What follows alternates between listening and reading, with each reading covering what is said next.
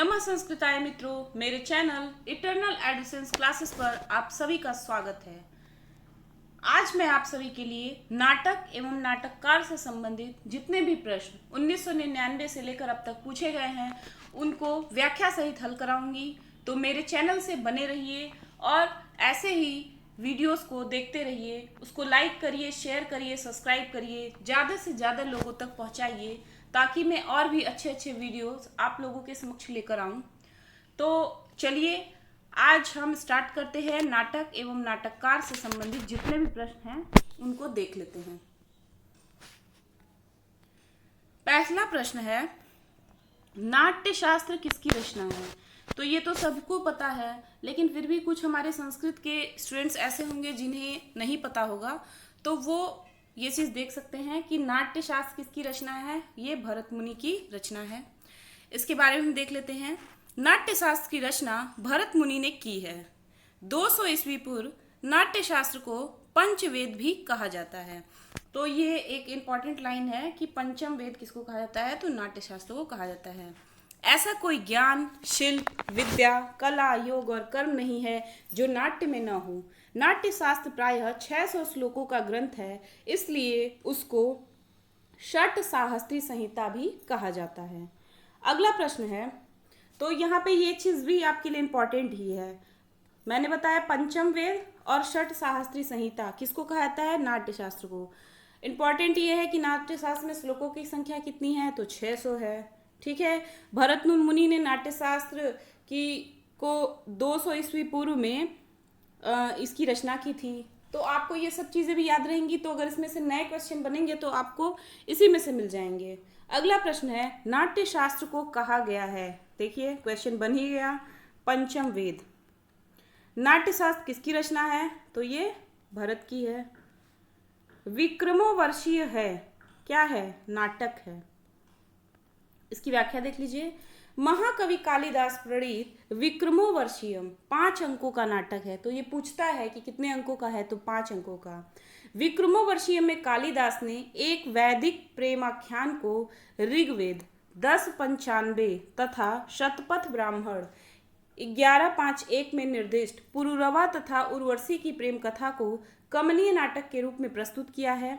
इस नाटक में कवि ने प्रणय तथा प्रणयोन्माद को ही प्रधान प्रतिपाद्य विषय बनाया है। तो इसमें इंपॉर्टेंट ये है कि विक्रमोर्वशीयम कालिदास की है और ये 5 अंकों का नाटक है। अगला प्रश्न है, प्रबोध चंद्रोदय किसका नाटक है? तो प्रबोध चंद्रोदय जो है वो कृष्ण मिश्र का नाटक है। ये टॉपिक भी आप सभी के लिए बहुत ही इम्पोर्टेंट है, क्योंकि इसमें से बहुत सारे प्रश्न पूछ देता है। तो दिक्कत ये होती है कि कितने ऐसे ग्रंथों को हम पढ़ें, उनकी रचनाकार को पढ़ें। तो जितना एग्जाम में पूछा है उसको तो देख ही लीजिए, और इसकी व्याख्या में जितना दिया है उसको देख लेंगे। तो हो सकता है हमें नए प्रश्न भी यहीं से मिल जाएं, और अगर पुराने रिपीट भी करेगा तो वो हमसे गलत नहीं होगा। अब इसकी व्याख्या देख लीजिए। प्रबोध चंद्रोदय कृष्ण मिश्र का एकमात्र रूपकात्मक नाटक है। इस नाटक में कुल 6 अंक है। इसकी रचना 11वीं शताब्दी की गई थी। अद्वैत वेदांत तथा वैष्णव धर्म का समन्वय इस नाटक की महती विशेषता है। अगला प्रश्न है, अधोलिखित में से कौन सा रूपक नहीं है? रूपक का मतलब होता है नाटक। तो जो कर्पूर मंजरी है वो क्या है, वो नाटिका है। ठीक है, बाकी सब जो है वो रूपक है। व्याख्या देख लेते हैं। कर्पूर मंजरी रूपक नहीं है, यह रचना राजशेखर की है। तो आपको कर्पूर मंजरी के यहीं पे मिल गया, राजशेखर की है, जो प्राकृत भाषा में निबद्ध 4 जवंतिकारों में निबद्ध सट्टक है। मालविकाग्नि मित्रम कालिदास की है। शारिक पुत्र प्रकरण अश्वघोष की है। मुद्रा राक्षस विशाखा दत्त की रचना है। अगला प्रश्न है, भास द्वारा लिखित उपलब्ध नाटकों की संख्या है। तो ये सबको पता है कि भास ने 13 नाटक लिखे हैं। अब हम यहीं पे सबको देख लेते हैं। भास द्वारा लिखित उपलब्ध नाटकों की संख्या 13 है। कितनी है? 13 है। भास के नाटकों को कथा स्रोत की दृष्टि से 4 भागों में बांटा जा सकता है। पहला है उदयन कथा मूलक। तो उदयन कथा मूलक जो है वो 2 हैं। एक है प्रतिज्ञा यौगंधरायण और दूसरा है स्वप्नवास वदत्तम। ये ऐसे भी छांटने के लिए दे देता है कि उदयन कथा मूलक कौन सा है, महाभारत मूलक कौन सा है, रामायण मूलक कौन सा है, कल्पना मूलक कौन सा है। तो इसको 4 कैटेगरी में ये बांटे हैं और ये चारों कैटेगरी को आप अगर अलग अलग से याद कर लेंगे तो एग्जाम में अगर कंफ्यूजन तो आपकी दूर ही हो जाएगी। तो इसको ऐसे ही आप याद करिए। तो उदयन कथा मूलक 2 हैं, प्रतिज्ञा यौगंधरायण और स्वप्नवास वदत्तम। फिर महाभारत मूलक इनके टोटल 7 हैं। उसमें पहला है उरुभंग, फिर है दूतवाक्यम, फिर है पंचरात्र, फिर है बालचरित, दूत घटोत्कच, कर्णभार, मध्यम, व्यायोग। रामायण मूलक है प्रतिमा नाटक और अभिषेक नाटक, और कल्पना मूलक है अविमारक और चारुदत्त। तो इसको आप अपनी कॉपी पे नोट कर लीजिए और उसको याद करने का प्रयास जरूर करिए।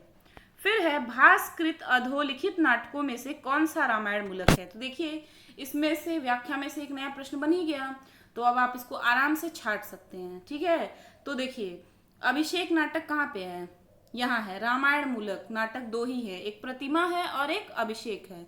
अब बाकी देखिए उरुभंग महाभारत मूलक है, बालचरितम महाभारत मूलक है,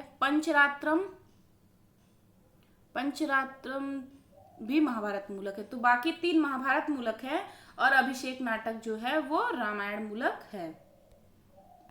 अगला प्रश्न है भास का दूत वाक्य किस पर आधारित है। तो ये महाभारत पर आधारित है। अगला प्रश्न है यह भास की रचना नहीं है। तो इसको आप बड़े आराम से छांट सकते हैं कि जो रत्नावली है वो भास की रचना नहीं है। रत्नावली भास की रचना नहीं है, रत्नावली श्रीहर्ष की रचना है। प्रतिमा नाटक में कितने अंक है। तो प्रतिमा नाटक में 7 अंक है। अब इसको देख लीजिए भास प्रणीत, ये प्रतिमा नाटक का अंक अक्सर एग्जामों में पूछता है। तो सबका तो आपको न भी याद रहे तो चलेगा, लेकिन प्रतिमा नाटक हुआ, स्वप्नवास वदत्तम हुआ, ये सबका आपको याद होना चाहिए। तो भास प्रणीत प्रतिमा नाटक में 7 अंक है। इस नाटक से प्राचीन भारत में कला विषयक नवीन वृत्तांत का पता लगता है। प्राचीन काल में राजाओं के देवकुल होते थे जिनमें मृत्यु के अनंतर राजाओं की पत्थर की बड़ी मूर्तियां स्थापित की जाती थीं। इक्ष्वाकु वंश की मूर्तियां रखने से ही इसका नाम प्रतिमा नाटकम पड़ा। इस नाटक में राम वनवास, सीता हरण आदि अयोध्या कांड से लेकर रावण वध तक की घटनाओं का वर्णन है। अगला प्रश्न है प्रतिमा नाटकस्य रचयिता वर्तते। तो प्रतिमा नाटक के रचयिता कौन है, महाकवि भास।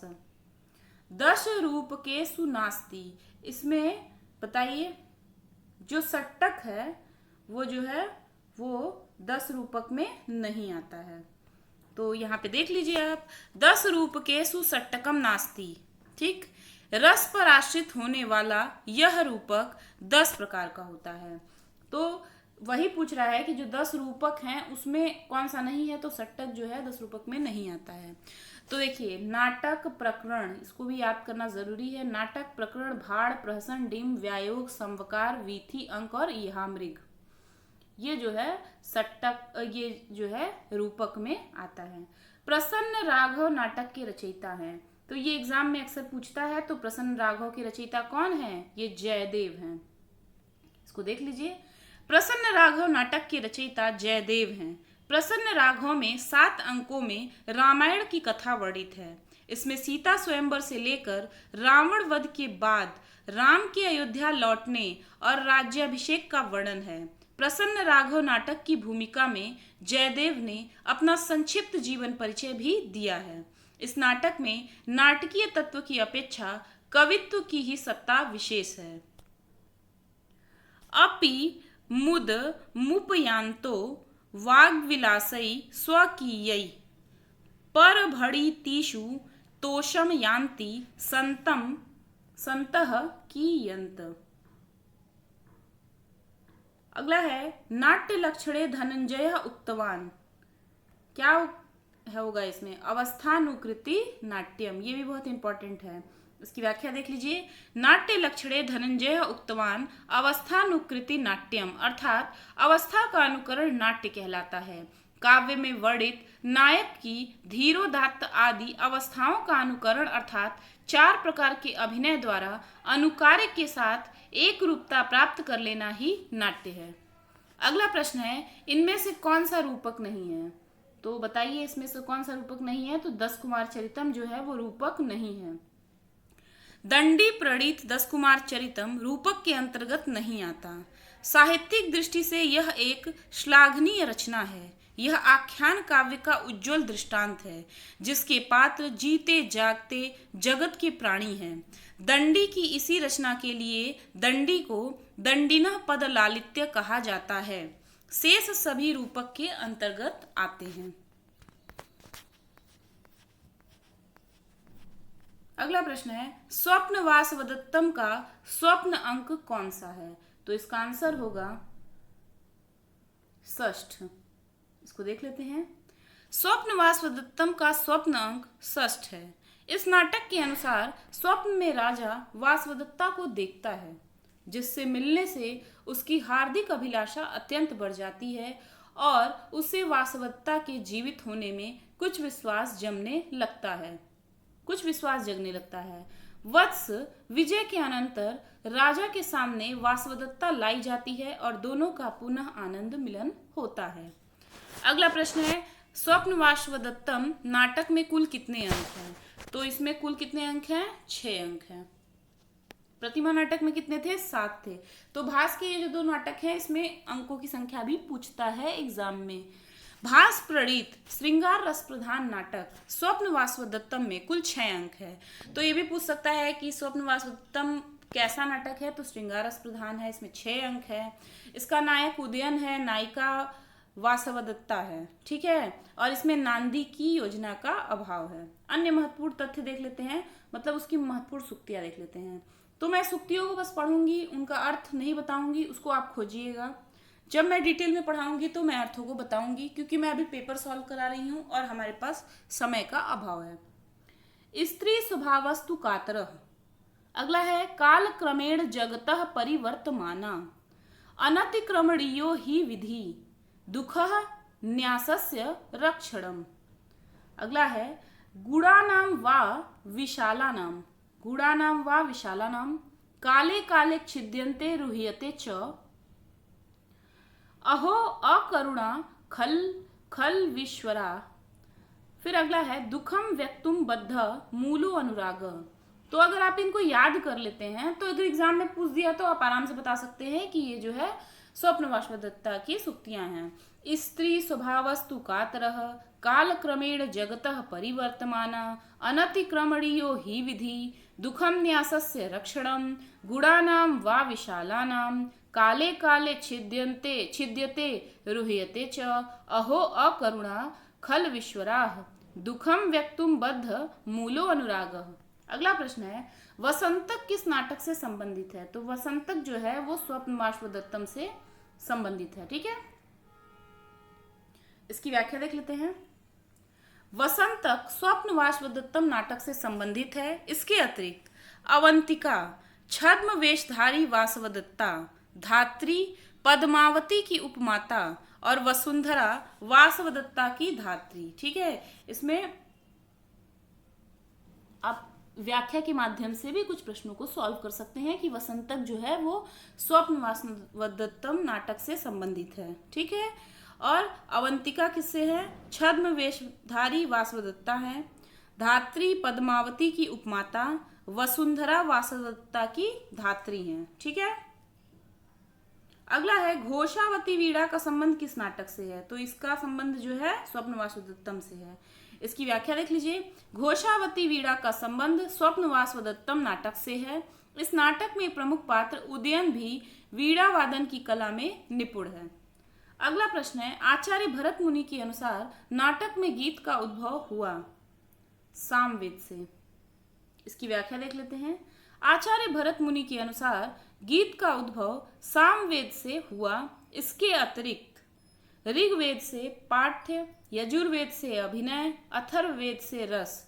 तो आपको यहीं पे याद कर लेना चाहिए कुछ चीजों को कि गीत का उद्भव पूछेगा तो सामवेद से हुआ है, पाठ्य ऋग्वेद से, अभिनय यजुर्वेद से और रस अथर्ववेद से। इसको हम देख लेते हैं। जगग्राह पाठ्य पाठ्य जग्राह पाठ्यम ऋग्वेदात् सामभ्यो गीतमेव च यजुर्वेदाद् अभिनयान् रसना अथर्वणादपि। ठीक है, तो मित्रों इसको आप देख लीजिएगा, इसको याद कर लेंगे तो अगर आपको भूल भी जाएगा, वैसे भूलना तो नहीं चाहिए, तो अगर आप ये श्लोक को याद किए रहेंगे तो आप फटाक से अपने आंसर को बड़े आराम से खोज सकते हैं। तो मित्रों नाटक और नाटककार से जितने भी प्रश्न थे उसको हमने देख लिया, और आज के लिए इतना ही। मिलते हैं अगले टॉपिक में, अगले वीडियो में। तब तक के लिए नमः संस्कृताय, धन्यवाद।